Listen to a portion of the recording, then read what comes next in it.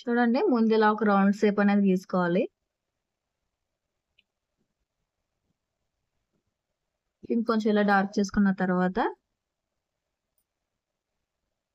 ఇలా petals type లో గీసుకున్న తర్వాత సరే కదా, మొత్తం ఇలా 6 రావాలి. నేను మధ్యలో కూడా దీన్ని ఇంకొక చిన్నగా గీస్తున్నాను. ఇప్పుడు దీని నుంచి ఇంకొక పెద్దగా ఇలా గీసుకోవాలి.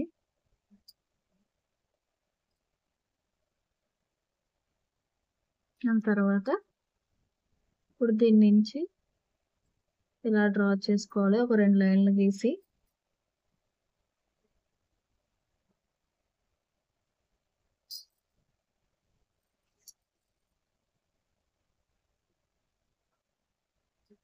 చూసారు కదా, ఇప్పుడు ఈ 2 దాంట్లో నుంచి మధ్యలో ఇలా రావాలి.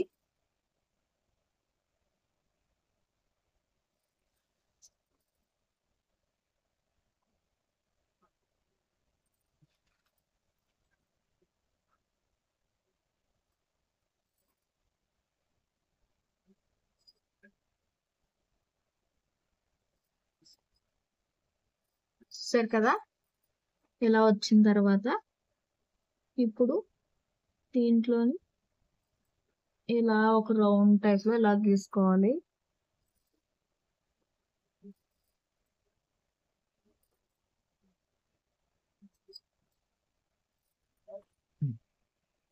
సరే కదా, ఇప్పుడు ఈ మధ్యలోని ఇలా చిన్న చిన్న లైన్స్ అనేది డ్రా చేసుకోవాలి.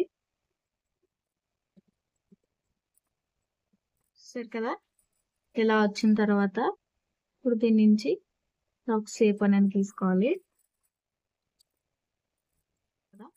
గీసిన తర్వాత ఇప్పుడు దీనిపైన ఇలా ఒక రౌండ్ తీసుకొని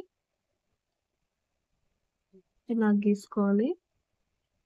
ఇవి మొత్తం 4 రావాలి.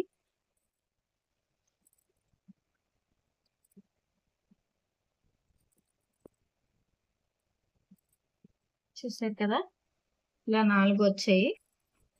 ఇప్పుడు మనం దీనికి ఇలా చేసి ఇలా పెట్టాలి.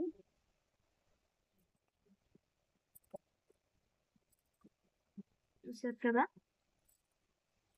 ఎలా వచ్చింది.